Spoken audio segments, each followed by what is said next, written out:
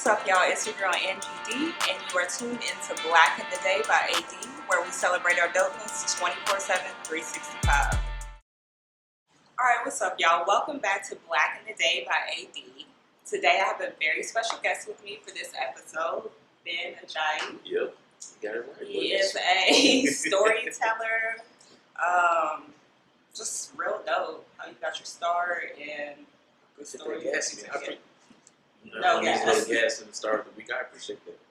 Yeah, we all can, honestly.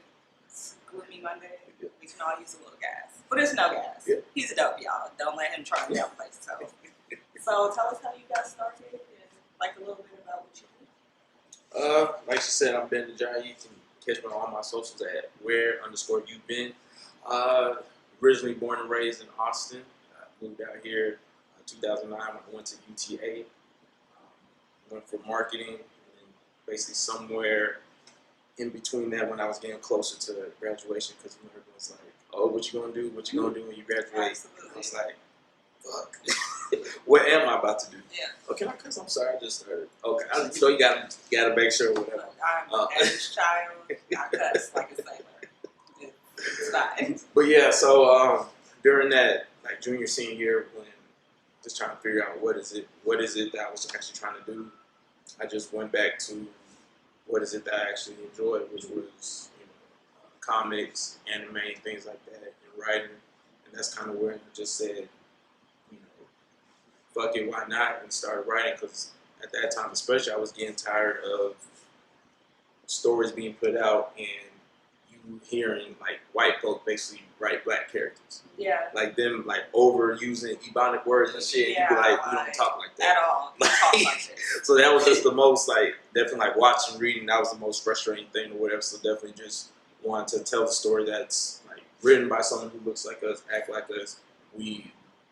Who can tell our story better than us, basically. Whatever. So that's definitely what I wanted to do, and that's kind of how I got started with it.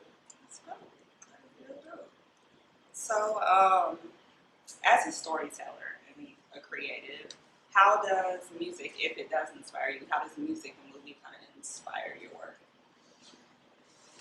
I'll definitely say music-wise, because going back to old Kanye, of course, just how he came in unapologetically him, and just how he changed the whole style of what we thought like hip-hop or rappers should be, because at the time, people, there may be some young fans listening, but at the time when we were growing, it was all baggy clothes, everything else. So you see this guy coming with the polo and the Louis backpack and just flip the whole thing away. So that's kind of how I like go about like my writing, like doing stuff like that, just sticking to who I am and making sure that it has that unique voice and actually putting something that's different, not your typical cookie cutter like type of thing, whereas who's the villain of the week, like type of thing. Now you're actually going to hear a story, and then even reading my comments, there's a whole bunch of underlining things that if you're paying attention, that you'll see. Like even my first issue, you see on the cover, you see him in the graduation pic, and then you see him when you're getting put into the jail, whatever that pic that they have you up against like your height and stuff like that. So just looking at that, you're seeing two different things or whatever, and you're picking like, okay, is he a criminal? Is he, and the overall thing of that is no matter what, people are going to view you different ways or whatever.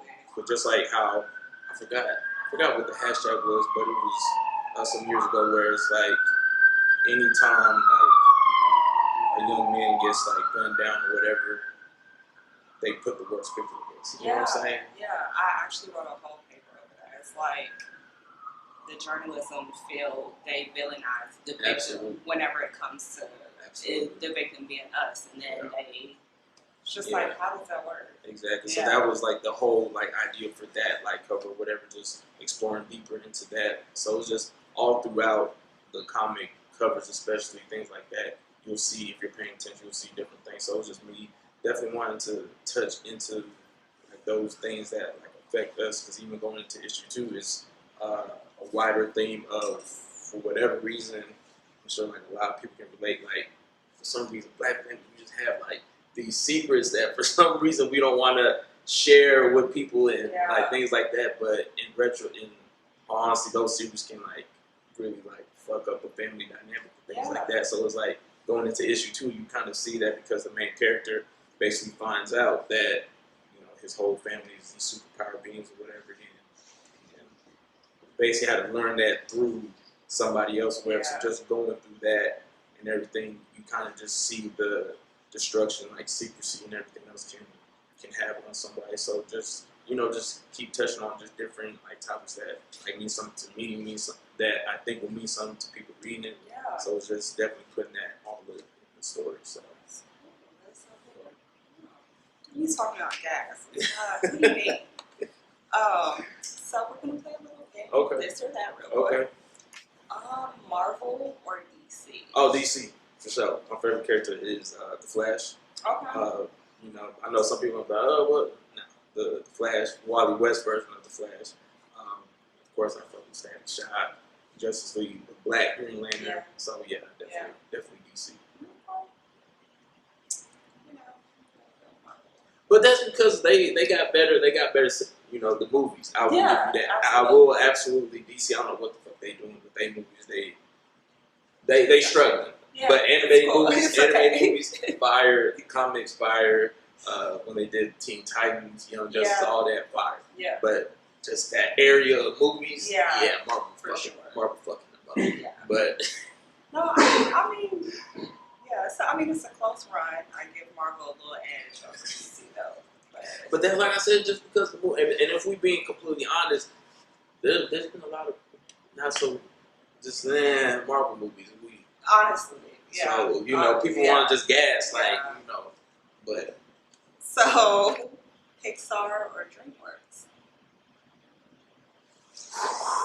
See now that. I don't think I can pick between that one's too. Because Pixar got the Toy Story and everything. But DreamWorks have Shrek. If I'm not mistaken.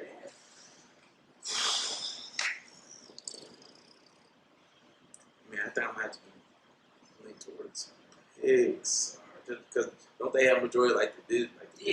Yeah. So I don't know, I'm gonna have to pick Pixar, even though, but that's close. So I hope people don't slang me for going up. But but it's close though. Same. Yeah, same for that exact reason. Okay, your favorite animated film? Favorite animated. Can I do a tie? Because it's favorite animated film easily. It's either between Lion King and Aladdin. Now I know, not the remake. I'm talking about the real ones. You feel me? Yeah, absolutely. So Aladdin, Lion King, those are the top 2 right there. They tie for that top spot. Shrek gets honorable mention though. For sure. Yeah, my nephews were there. Yeah. Wore it low. Yeah. I would have to go Lion King. I'm gonna just go Lion King. Yeah.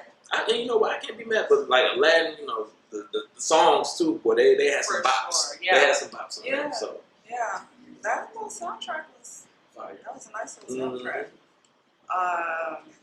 And lastly, favorite comic book strip or like character, comic book or comic strip character. And I'm assuming I can't say my own because. Okay, I'll definitely say my own Fiasco and the character Matt Johnson, because like I said, you get to see you're thrown into him at a time where he's 18, about to graduate high school, about to go into college and everything, and at a time where you're naturally trying to figure out your place in life and everything, you get hit with this bazooka, and you're starting to realize that nothing's really what you thought it was, and just going through like the growing pains, and it's not. Cause I feel like too many times you see it. They get the powers, and I'm just gonna save the universe and do all that. But real life, what you're gonna do when you get some powers and stuff. You know what I'm saying? It's gonna be a lot of self-serving things, and I definitely wanted to touch on it and see that. And then especially, he's 18, so he's not gonna have the maturity to be like, let me do the greater good. So just actually seeing like a real story and characters that you can actually relate to, I'll definitely say my own Fiasco. is my favorite. So, that's always the right answer, honestly. Your work being your favorite word is absolutely. always the right answer. We love to sleep. I love a good lasagna or a good pasta. I'm going to go Garfield. I don't know, because anytime they show lasagna in that show, it looked garbage. Sorry. I mean, I'm just saying, I don't like going back and watching, you like, I can't relate. boy, don't look like I got no seasoning or nothing. It Like some, probably you know, some Caucasian made that lasagna.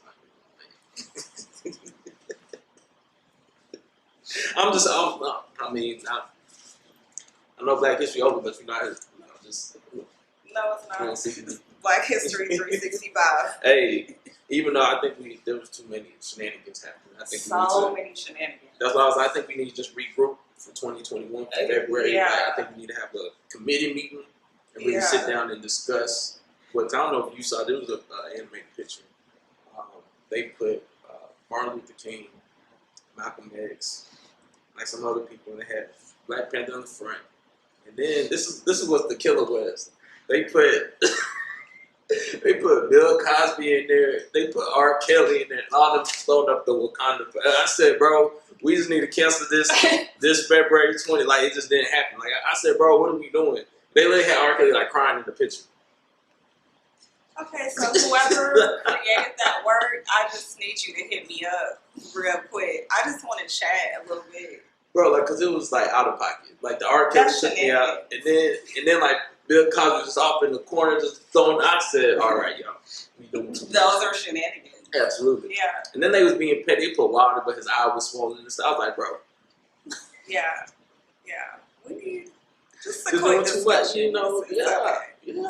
Because that's shenanigans. Absolutely. So moving into today's topics, it is the 29th anniversary of the Rodney King beating. It's very much like get serious now.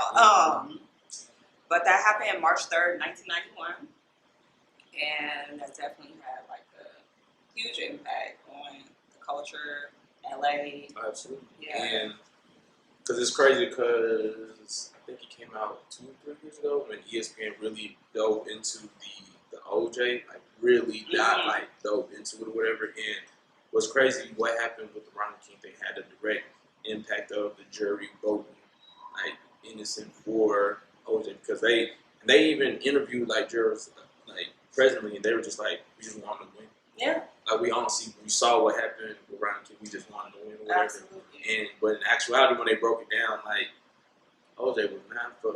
They literally, when the jurors were going to his house, they took out all the white pictures and put him with black people. Yeah. And it made it seem like he was just really down. And that was not. And he's not at all. Because apparently he wasn't black. He was OJ. What?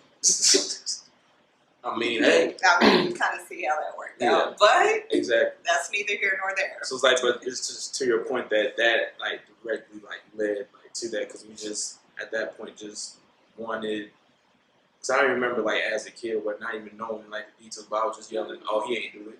Yeah. And I didn't even know like right or like I was just like, "Nah, he ain't do it." The white folks trying to frame him, and that was just like what? Because it's just we've seen us on the other side so many times when we've been, victimized by our system or whatever. So this is just crazy, like especially with that documentary, just seeing how just that need of getting a victory from that Rodney King thing led to us saying OJ was innocent, which we clearly now know. He did that shit. Yeah. Like, stop playing. He definitely did it. Yeah. Just in case there are any younger viewers watching the show and you don't know about the Rodney King incident. I hope they do with Google. You'd be surprised, child. So, Rodney King led police on a high-speed chase. And when he was ordered out the car, police savagely beat him. He had broken bones. His eye was swollen. It was red. It was shut. He had permanent brain damage. All the stuff. Yeah. And it was multiple officers, and then more than a dozen officers just stood by talking about it, kikiing about it. And the 4 officers that were indicted, they got off in 92, April of 92, and that led to the LA riots, and I feel like the whole thing with Latasha Harlan getting killed by the Korean store owner. She got shot and killed, 15-year-old girl. She was actually reaching for the money to pay for the orange juice that they accused her of trying to steal, and they shot and killed her. And the store owner got off. They got probation and a $500 fine for taking a whole life. So I kind of feel like that added a little fuel to the fire too, as far as the LA riots, for sure. And that is crazy because that, like I said, that incident with Rodney King just led to, I think people still say that's the ugliest riot they've ever seen and everything. So it's just like that one idiotic decision of, and it was crazy because we say 92, and you know, like technology has like grown so much since then, but we still had these people like on take, like you can see like it happening for it, like to even back then be caught on tape with less technology, and they still get off. Fast forward to now, we see people on tape, and they still. It's just like dang. It's kind of, when you think about it like that, it's kind of sad that stuff really hasn't changed at all. Much. So yeah, I think a lot of people want to believe like things have changed, but if you really look at it, like it's not the case. Yeah. Things are still happening like that. Yeah, absolutely. I have a few birthdays, so we'll start with Harry Belafonte. Yeah, singer, songwriter, actor, huge activist. And I would definitely, because you said you're young people, I would definitely look up some like older like pictures of him when he was young. Well, you could tell he had. What? You could tell he probably had a roster. Yeah. Like that. You could tell he was that smooth brother right there. Yeah. These might be the facts, honestly. But he is one of the people that really show like what you can do or the importance of using your platform to better the living conditions, just better the lives of your people or for causes that you believe heavily in. He definitely, So I can't remember, I think it was Eric Dyson book I was reading where he just touched on him like making sure like using his platform for like pushing the black folks forward, basically. Yeah. You know, just so hearing that, especially at a time where it definitely wasn't for, because you know now it's a little bit more popular for black folks, whatever. But especially back then, to like basically buck the system and still put your people like first or wherever was really dope to me. Lupita Nyong'o had a birthday March 1st as well. She's Kenyan, Mexican, but she definitely still has like an impact on black culture. Oh, absolutely. So I think what's dope, it just made it like to see her like so confident, especially when like growing up, like especially like darker complexion women. Was always kind of like looked down upon. So to see this woman who's completely like secure in herself and like loves herself and everything else, you see that other women, especially young girls who look like her, can feel confident in themselves too, which I think is like really dope. So, and even seeing because we all know it's not true or whatever, but just seeing the Michael B. Jordan and the Chadwick, they're like who just like even the rumor of like, oh, she's being pursued by like two men or whatever. It's like, like we do, you know what I'm saying? We do know that our sisters of dark complexion are attractive as well too. So just seeing that and seeing like, even if it's rumor or not, like being chased, where I thought was super dope. Absolutely. Because I actually just talked to my cousin the other day about this. Like, I was saying you have like your light skinned girls, and you have your dark complexion women. And it's just like, I've seen some poor space light skinned girls. Like, just because you light skinned don't mean you cute. So I need people to know that like that's not a thing. So it is cool to see her like in the spotlight and giving, like you said, those young girls confidence that maybe like her dark complexion. I really want to see that. And she's super talented. Her and what was the movie called? Us. Yeah. That was for her to play two like different characters. She was That was a good movie. I don't even fuck with like scary movies like that. Honestly, I just thought about that movie last night. It kind of kept me up for a good extra 30 minutes because it was good. It was amazing. Yeah. So, like, yeah. Sis needs her flowers for that. Absolutely. One of the, in my opinion, one of the greatest centers, one of the greatest NBA players. Fair. I feel like you can argue Olajuwon maybe over Shaq. That's what I said. Yeah, that's fair, absolutely fair. But you can, I know growing up, especially, I love Shaq. Yeah. Because he was just goofy and he was rapping. And it's like, definitely having a huge impact on basketball, of course, and the culture. It's cool to see him like doing different things. Yeah, absolutely. From being a police officer. And people like forget about that. Like, he was like dead ass, like an actual like police officer. Like for real. Yeah. So he did that. Like you said, he was rapping, doing music. He played basketball. Now he's a sports analyst. Yeah. He's a businessman. Yeah. Like, I swear, I seen him on the insurance, some ink commercial, Carnival. Yeah. It's just wild, like how much he does. Yeah. Getting all the facts. Mm-hmm. And did you see his tribute, his speech? I did, even though, because when I saw the tribute, I told myself I don't need to watch it because I done cried too much. But then when I saw Mike talking, I was like, okay, I gotta watch it. Yeah. So seeing Mike, I was like, well, I was at work tearing up and shit. And then Shaq, I'm glad he came with like when he was like, "There's me and that motherfucker," whatever. Like that shit was hilarious or whatever. But you can definitely see the love that he had for them. Just I'm glad they were able to like reconnect prior to, because if they didn't, that would have just been like super heartbreaking or whatever. And that's why the biggest thing I took away from that, not be tripping over petty shit, because you never know what could happen or whatever and everything else. So speaking of going back to what he did, but then speaking of like a favorite movie, one of my favorite movies, and then one of my favorite groups, The Temptations. My Girl, hit number 1 on March 6, 1965. That's one of my. I love that movie. Yeah. Ain't no one come see you, Otis, like that shit right there. Like that dude who plays David Ruffin, he needs to be. I don't think they show him enough love as they don't. The line was facts though. Like no one was really coming to see him. But that was disrespectful. Like that, if you said that to me and him would have box. I would have slapped that perma. I said, you ain't about to disrespect like that. Especially if I put the group together.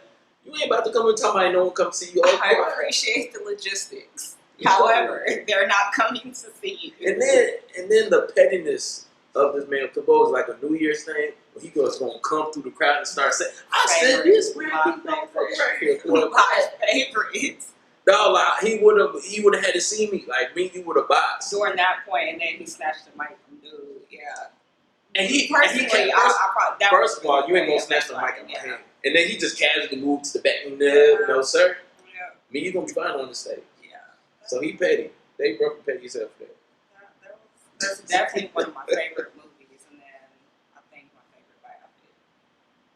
I can watch that over and over, even though it's like a day long. Cause I really fucked with the new edition when it came out. Yeah, I think they did that, really which was because. You know, I ain't gonna say I love these BT, but I was like, oh. But they did like that shit was like perfect. Like they did that perfectly. I really liked the new edition one. I really liked the Straight Outta Compton. I thought that was super well done. Very solid. Taking it back old school. I do the 5 heartbeats. Even though last year I found that wasn't a true story. I said, what? Yeah. I'm over here thinking a house is I thought that was a real song. That's amazing. I said, what? That shit fucked up. I was fucked up at least like 3 days. I was literally at work the next day talking to all the old people. The 5 heartbeats ain't no real story. I was like, no, it's based off the 5 top, the something. I don't know. That's before my time, but I was that shook me up. I'm over here thinking that's a real song, real group, and everything. And then last honorable mention, I'll say the the Michael Jackson one, even though The American Dream. that thing be on for 3 You're 3 days straight about like the that. one with Flex, are you? No, not that one. No, I'm talking about the one that you can start at 6 o'clock in the morning. That ain't gonna be over until the next following day. Yes. No, you know that movie long. That movie is long as hell. It's super long. So, but I like that. That one was good too. You know, it was long as hell. So. What's love got to do with it? Yeah. Listen, what's his fish? What's his first name? Right? Yes, he playing. Yeah. Listen, Eat the Cake anime. That's man. Yeah. Let's say That was a. I wouldn't say it was a good one. It sounds bad to say it was a good one, but they. it's a good movie. Yeah. Even though the stuff that happened in the movie itself was fucked up or whatever. Yeah. But it was still it was the a execution. Good absolutely, there, it's a real good quality. Yeah.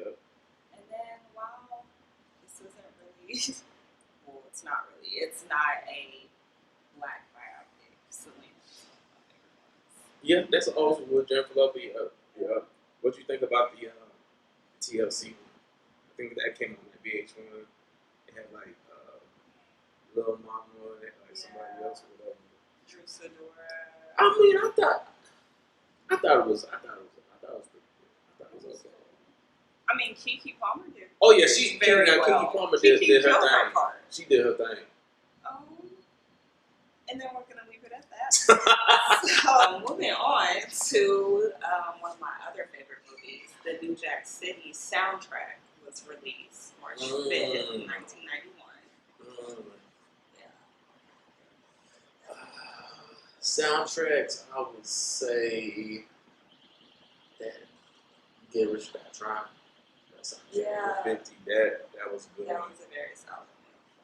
Like I said, with the Straight Outta Compton, that soundtrack I thought was good too. Absolutely. Yeah.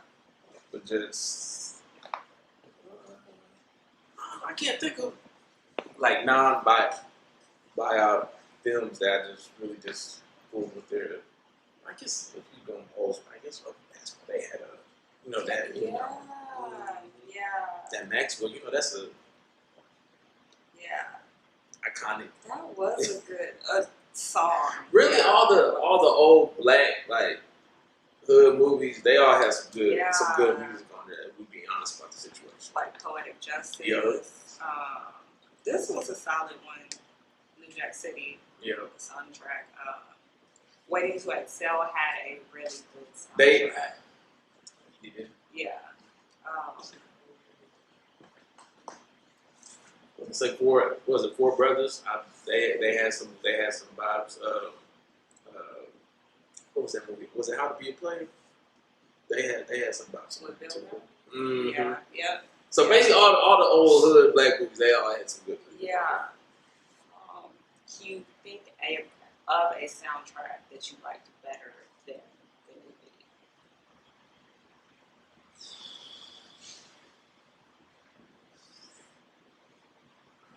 movie? No.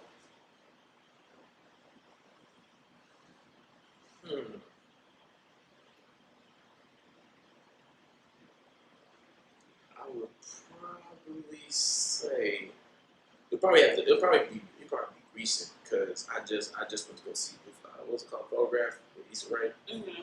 They had some good tracks on it, but I'm not saying the movie. I thought the movie was good. It was really good, but that's just not my genre of the romantic, all that love. Like I like romantic comedies or whatever. Like that's like that one that it was Kevin Hart and Michael Ealy, was like called About Last Night. I thought that was like because I like the comedy aspect of it, but when it's just straight romance, I'm kind of like. You was asleep? I wasn't asleep. No, I stayed up or whatever. But yeah, but their soundtrack was really good. So I'll probably say that. But I'm not saying it's just romance movie just ain't mine. I'm gonna have to go with Set It Off. Honestly, I'm gonna be honest. Now I like the movie, but I feel like the soundtrack was like. I think I just because. I wouldn't put it like in my top movies, but the soundtrack I think I liked it better I don't know, cause I liked it better than the movie because the movie was fire. Okay. Sorry, y'all. I don't know if I could get it. I mean, it did have some, but no. Well, it's cool. It's all right. And moving on to another movie that I like, Lean on Me was released in theaters March 3rd, 1989. I'm pretty sure. How old are you? Oh, my bad. I shouldn't have asked that. No, I'll be 31 in May. Oh, look at that. See. So basically, I brought that up to say I doubt anybody under the age of 25 probably seen that movie. Man, because y'all should though. Y'all gotta go back and watch it. Because when you said the movie came out, 89. See, so I wasn't born yet. Me neither. But I mean, and I doubt because I was just with my little brother the other day. He didn't even know who Outkast was, so I'm sure. And he's 15. So, like I said, anybody under the age of 25, I doubt. Because even my little sister who was 21, I was playing, that Kanye Slow Jam. She was like, I think I heard this before. Exactly. So I doubt anybody outside our age group has seen that movie or whatever. But I thought the movie was dope. I gotta go back and watch that if you haven't. That hurts my heart a little bit. Watch it gonna be like, it's only on VHS. What? They don't even know what VHS is. They might have put it on DVD. Oh, you remember them one things, the little dual things to where you had the VHS player? And oh yeah, you thought you was something. Absolutely. You thought you was doing something. What? Oh man. They don't understand. Time. See, they don't. The best Christmas gift was when you used to get the CD player, and then on top of that, they would fuck it up and get you the AA batteries with it. Yeah. You were on. See, they don't know. They don't know nothing about that. Taped to the little box. Yeah. It was. Yeah. Yeah. But a point that I wanted to make and ask your opinion about is the importance of Black educators. I think, for one, I think it's like super important, especially.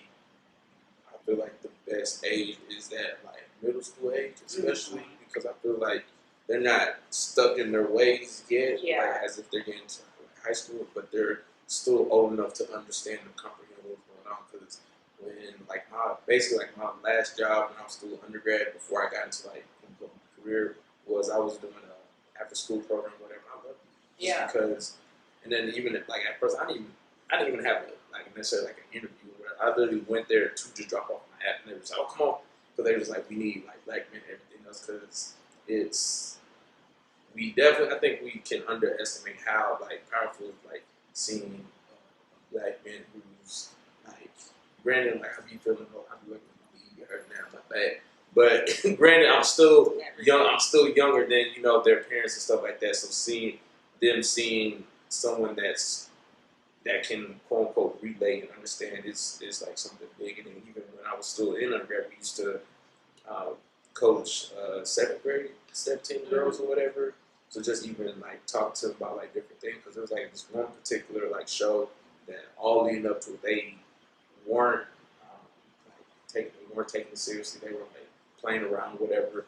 Get to the show, of course they didn't win, whatever. And I left early, so I didn't even hear them announce the winners. But my other frat brother, he told me that they were like super upset and like were like crying that they didn't want to wear it. And that I was hot. So next time I saw them, I said, "Y'all can't expect to not put in maximum effort and think to win." I said, for one, you're black. And for two, you're women. So to think that you can't, I said, that's not how this works for us. You know what I'm saying? But it just goes to your point that another person who's not black would have that like message for them. You know what I'm saying? So it's just instilling that to them that it's still very much that we got to do more. You know what I'm saying? To get half.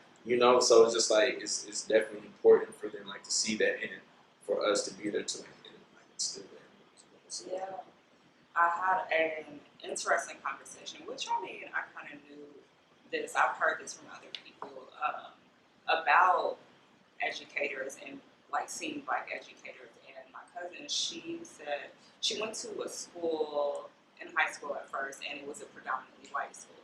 And so she said, like in gym class, they learned how to do tennis. They played different sports. They were active. And then when she transferred schools to like the predominantly black school, they just went into gym class and like sat down.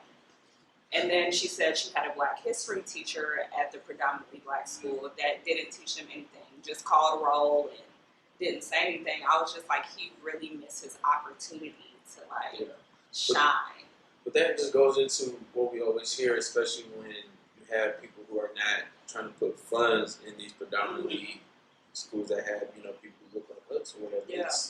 You have teachers there that, you know, don't care, and it's like, I can like sympathize with them because if it's I'm being underpaid, I don't have the resources to do my job or whatever. In some cases, every day I come up in here, I'm getting disrespected by these little motherfuckers. Like I can understand them being like, you know what? If y'all don't care, I don't care. And on top of that, I can't pay nothing. Yeah. You know, so it's just like I feel like just overall, like system-wise, we definitely need to make sure we are putting the necessary like money like into these schools, right? Because there's no reason why. Like living in the area, parents are like, I don't want my child going to this school. You know what I'm saying? That shouldn't be like the case anywhere, especially if it's a place where you're paying taxes at. You know what I'm saying? Like the school should be up to par if I'm like living here and paying taxes and everything else. So I definitely just think it's them needing to do a better job of putting the resources in, so everybody has the opportunity to like experience different things and do different things while they're in school. So I feel that. I just feel like, I mean, now everybody ain't gonna be like a Joe Clark from Lean on Me, but the Black history teacher, like, that was your time to shine. Even if you don't have the resources, you make the resources to like let us know how powerful we are, like where we came from. But then again, too, more times than not, I feel like we've all, I don't know if they changed it since we've been in school, but more times than not, the history teacher more likely a football coach, basketball coach, whatever. So they not, they not there to be. They're there to be the coach, and they just were thrown into doing some history. So you know that probably goes back into them not having fun to actually have a history teacher, not making a coach do double duty or whatever. Especially when depending on the area or whatever, they're more focused on winning games. If they don't, they get fired. So once again, I can sympathize and understand. That's real.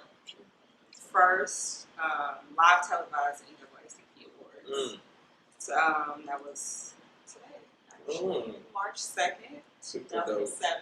Super dope. Yeah. Going back to the point of the importance of like recognizing us and building our own platforms, which is something that you do and what I'm trying to do with the show. How important do you feel like it is for, well, we kind of already heard that, but like, especially for NAACP Awards and us giving each other our own accolades? I think it's super important. I really wish that we could go back to the days of like growing up, like elementary, middle school, even like high school, when BET Awards was about to come on. Like that was a thing. Yeah. Like anybody who was anybody was about to be there, and just it being, I don't know if it's since BET was bought out and they're not putting as much money into the awards anymore, people are not coming because of that. Yeah. But it's just like I wish we could go back to that, because seeing that seemed like you literally the most famous person from that year of music was going to perform. Yeah. And that was like the dopest thing. Yeah. You know what I'm saying? So it's just like, and we know our music and we know what was popular. We know what was hot the previous year and who should get what awards or whatever. Because granted, I could have just been young, not paying attention, but I don't remember any time like when someone got an award, big outcry, like, oh, that's wrong. That person should have won or whatever. But you know, with the Grammys, it's like that every year. Just because the people that say voting on like that music or whatever is not. Because I think it was Joe Budden or whatever who they literally sent out a ballot to different people, and it could be, you may not have nothing to do with hip hop or whatever, but you're still required to vote on it. Yeah. They say you can't just fill out the sections you know or whatever. Because Joe Budden was like, that's why I don't fill it out, because I don't have the knowledge of all these other different genres or whatever. You know what I'm saying? But there's people who clearly aren't like him that are just filling it out, and they're just, you know. So I definitely think having like award shows and things like that are ran by us and everything. And also the people actually showing up.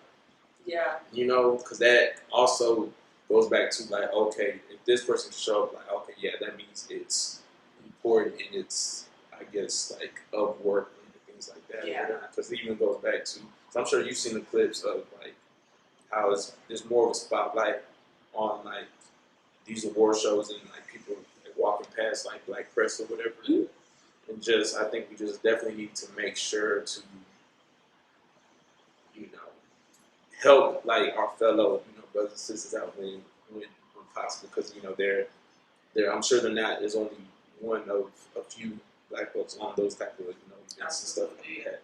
So if we go back to like having these like award shows that ran by us, for us, everything, I think this is super dope, and we're just uplifting so many like different people and stuff like that. So I completely agree with that, because I just feel like there's a whole bunch of like you said, outcry with the Grammys, even with the Oscars, like Oscars so white, and every time I'm just like, y'all, can we just worry about our awards? Like, I feel like there's an acceptance factor there. Like, people want to be accepted by people that don't respect us or don't care about our lives so bad. And I just don't understand that. Like, because give your own people their flowers and because I know, go. Yeah, because I know with that, and I know every year I see that same thing, but it's like I can't be too mad at people who get like upset. I think this year was like every or was it somebody else? I can't remember, but they were just like, "Why are you getting mad when this?" But it's like if that's what they like grew up like seeing, like, and you know wanted like to be like, if they grew up and saw like a TLC movie or a Beyonce, things like that, they're like, that's what I want. You know what I'm saying? So I'm never gonna like, you know, come down on someone saying that's how they want to be like recognized and things like that, because it's just like, so I take it back to sports reference when you know leagues were getting like integrated, because there was people wanted like the world to see that black, white, whatever, I'm the best athlete out here. And I'm about to show you that, you know what I'm saying? So it's just like I can't be mad at someone saying they want a Grammy for best song of the year, because that's, to them, that's saying that no matter the genre, I had the biggest song, point blank period. So I can understand the desire to like, you know, have that as well. So I get that, but it's just, my thing is like, whenever they hold those in higher regard than our own people, trying to celebrate us and give us accolades. Like, I seen something on Twitter when Ari Lennox she was mad about not winning it was a Soul Train. Okay, yeah, I think that's what it was. Yeah. And someone tweeted and they were like, "You mad about not getting a Soul Train award? I thought this was the Grammys or something." Like, as if the Soul Train awards don't matter. Like, if anything, you wait. Like, she makes soul music. That's what she wanted to win. Like, don't try and make it seem like our awards and us giving each other flowers is nothing compared to Whoever, and that's why I learned, like, folks on social media, they don't know what they so fickle. Honestly, they flip flop so much, because I'm sure that same person at some point would be like, "Oh, we need to support black folks, this and this." So when you have this person mad that she's not getting an award that celebrates black folks, and it's just people chasing clout. I actually think like people are going to her Twitter bio that says something about like Black Girl Magic. So I thought that was funny. So I guess that works. Right. What narrative do you think this week's topics tells about the culture? That I would definitely say our history and everything, our culture is our culture. Like everybody, like you see it, like everybody like takes little like bits and like pieces of our like our thing or whatever. Because it's just crazy because I really started getting heavy into sports like middle school, whatever. So just seeing even the change on a place like ESPN, where now they're more times than not they're commercials from NBA, NFL, whatever, all hip hop and rap music. The guests that they bring on to interview, all rappers and things like that or whatever. So it's just like everybody knows what moves the needles, and it's like even the people behind like these big brands like Louis, Gucci, whatever. You know what I'm saying? So it's just like that just further proves that we like move the needle and everything else. But I think we just have to, I don't know, just find a way like to like really monetize like, our ideas, our styles, how we talk, everything else, because Like anytime we say anything, anytime a word becomes popping or whatever, 6 months too late.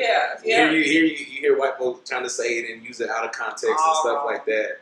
Like, when like Bob Police was popular, like we've been saying that since the 90s. Exactly. Yeah. So it's just like just hearing, that just reassures that we the most popular.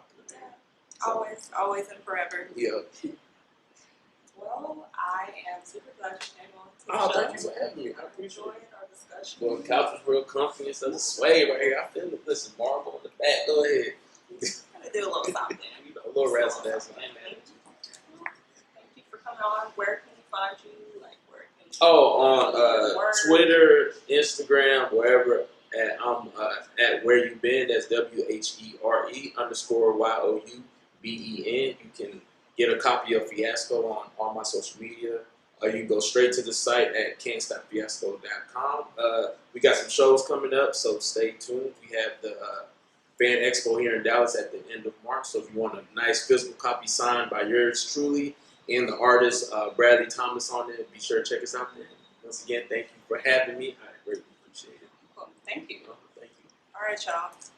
Okay, y'all, that was it for this episode. To get daily content, follow us on all of our social media platforms, and I cannot wait to see you guys again for the next episode.